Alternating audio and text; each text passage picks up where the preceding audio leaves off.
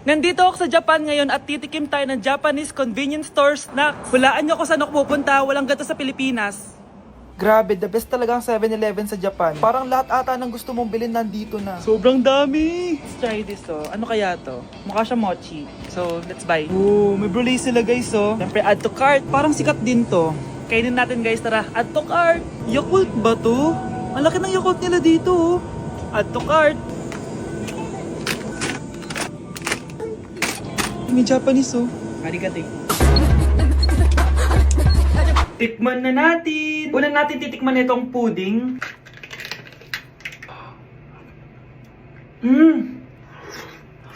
Lasa siyang lotion.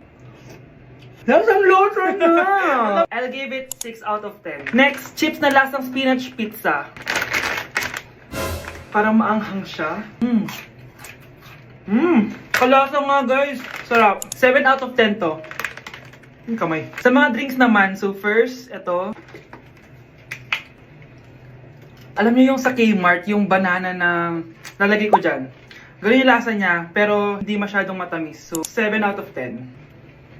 Favorite. Next, ito guys, super cute na ito, kaya kinuha ko. So, parang siyang mochi. Pero di ko alam kung ito, wala kasi siyang English subtitle. Ang cute niya! Tapos amoy sabon. Alam mo yung Kojic, ganun. Ganun yung amoy niya. So, ito yung itsura niya. Candy ata to Para kang ngumunguya ng sabon. 3 out of 10 ka lang, be. Okay, next, itong Pringles na lasang chicken barbecue. Ba't may ganun? Amoy na natin. Amoy biryani. Actually, masarap siya. Alam mo yung biryani na chicken, ganun yung lasa niya pero Pringles. 7.5 out of 10 to. Next, itong Jollibee na parang sweet potato. Ano natin? Mukha talaga siyang fries. Ayan. Parang nanak malasahan sa lahat ng mga kinain ko. Masarap siya, pero wala siyang lasa. So, Yan.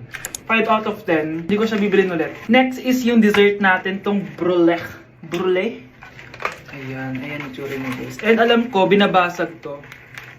Yan Ayan. Ayun Ang tamis masyado. Tamis. Favorite niya to Okay, last natin is yung Yakult. Lasang Yakult. Mas marami lang. So yun lang naman. Kung gusto nyo ng part 2, mag-rate pa ako ng ibang Japanese food dito. So comment lang kayo sa baba. Eating only 7-Eleven for a day. Let's go! Ano ba gising na magkukontent ka? Patayo na dyan. Ala. Good morning guys! So, ginising ako agad ni Bunch. 11 AM na. So, mag-breakfast tayo. Alam niyo na kung saan. Papunta na kami. And yung 7-Eleven dito guys, sobrang layo. Like, sa kabilang barangay pa. Hulaan niyo kung nasan ako.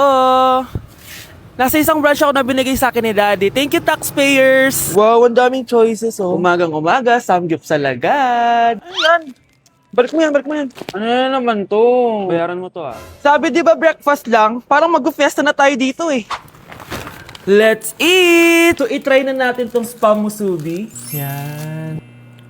Masasarap yun sa Japan, pero masarap din naman to. Meron tayong samgyupsal. Baho Wow Next is lasagna! Favorite ko yan. Masarap siya guys. Mantikan ko na makalimutan itong matcha latte from Chingu. Hindi ko siya gusto, parang lasang artificial. Sarap niya! 2 types of people. Ubos namin. Baka sabihin niyo hindi namin inubos. It's lunchtime guys! So kakain na naman tayo. Bosh, gusto ko ng pad thai. Hindi po, ate! Kaya nga 24 hours 7-Eleven challenge. May kinikrave na akong ibang pagkain, pero 7-Eleven pa rin tayo guys. Malay mo may pad thai sa 7-Eleven. 7-Eleven. Let's go! Excited na akong kumain. So, nandito na tayo sa second branch ni Daddy. Yes, kung di tatanong guys, contractor po yung tatay ko. Tara. Wow, parang sarap nito. Ano na naman to? Bakit ang dami na naman? Ito yung kinuha ko kasi patay gutom ako. Water check. Mountain Dew Zero check. Another mukbang. 100 kilo challenge. Tinahin natin tong Gogi Mandu. Ganito yung tsura niya, parang siyang siomay. Sarap! Dito ko lang to natitikman. Wow, ang daming laman. Liempo. Sa akin, chicken. Kimchi rice talaga? Bumili din pala ako ng laing. Laing.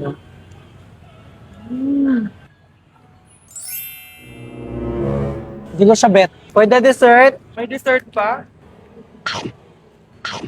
busog na naman! Next Kaya stop, naman- next stop na namin is dinner! It's dinner time! So, it's 7:17 na ng gabi and medyo nagugutom na tong tao na to. Saan kaya tayo kakain? Ayan, saan pa ba? May sisig, oh. Let's eat this. Guys, may Bicol Express. Okay, mukbang na naman. Kuya, pabili nito lahat. Okay guys, mag-haul na naman tayo, no? Tara! Guys, una natin titikman nitong chicken fillet nila. Parang, Parang family chicken nga. Sarap. Tikman na natin ng bulgagi. Mmm. Sarap, di ba? Sarap! Unboxing! Sana secret. Oh my gosh! Ang sarap nito! Ngayon lang namin na-explore yung mga pagkain sa 7-Eleven sa Pinas. Sausaw natin to sa sabaw ng Bicol Express. Okay, next naman namin natitikman na itong sisig. Masarap naman pag maasim. Grabe guys, nabusog talaga ako, malala. Kaya naman, kung may challenge pa kayo guys, i-comment nyo lang dyan at gagawin namin yan. So yun lang guys, thank you for watching and see you on my next vlog. Wow, vlogger. Kakarating lang namin dito sa Vietnam at ano pa bang gagawin natin? Titikim tayo ng convenience store food. Hello, umuulan, tara na! Guys, hindi humihinto yung mga sasakyan dito kaya tatawid ka talaga. Update guys, buhay pa ako at hulaan nyo kung nasan ako. O diba, walang ganyan sa Pilipinas. First time namin dito sa Vietnam. Kaya naman excited ako kung ano ba meron dito sa convenience store nila. Kita nyo naman, ang dami din choices dito. Guys, may paa ng manok dito oh. Check out natin to. Guys, parang asarap na tong Nutella banana oh. Guys, tignan nyo yung hotdog dito oh. Kinakain daw to ng hello kaya i-check out na natin to. Tignan nyo yung mga drinks nila dito, parang lalagyan na lang ng ice. Parang masarap to guys oh, tong kulay ube. Hala guys, may Vietnamese oh. Sarap! Check out ko din yan! Grabe, bakit ang mahal? 345,000? Tikman na natin! Una natin tong Nutella banana. Guys, tignan nyo. Masarap siya! Bilhin nyo to guys, 10 out of 10. Next natin tong Thai chili paste and chicken floss. Let's go! Medyo malansa siya guys. Ito yung nasa loob niya. Sarap! 10 out of 10 din to guys! So ito daw. Tignan natin. Puro laman. Oo nga. Sobrang sarap, walang eme. Ano naman ito, pusa? Sorry. Oh, ay. Ala, sarap nito! Sarap niya! 1 million out of 10! Next natin tong hotdog nila na hindi na niluluto. So, ganito siya guys. Pinil ko lang siya. Ang sarap! 9 out of 10 to sa akin. Next natin tong mix na spicy Korean chicken. Ayan, ganito yung itsura niya. Sarap siya. Hindi ko sabay. Sarap pala. 8.5 out of 10. Masarap siya. Next natin tong Chan Garotyong na chicken feet or paa ng manok.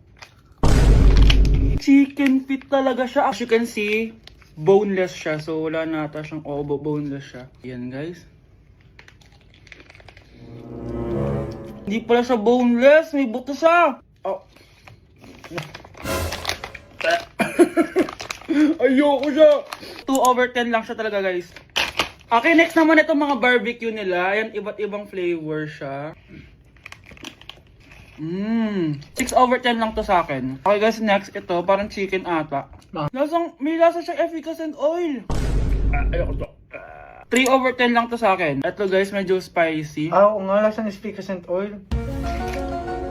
Okay lang naman. 4 out of 10. Okay, next, itong empanada nila. Based sa texture na para siyang hopya. Tama nga ako guys, lasa siyang hopya. 5 out of 10 to sa akin. So last but not the least, itong leche flan nila. Ban flan yung pangalan. So wala sa ribigin na kutsara. Para siyang leche flan na hindi sobrang tamis. So 7 out of 10. So yun lang naman guys. Kung gusto nyo ng part 2, comment lang kayo dyan. Bye!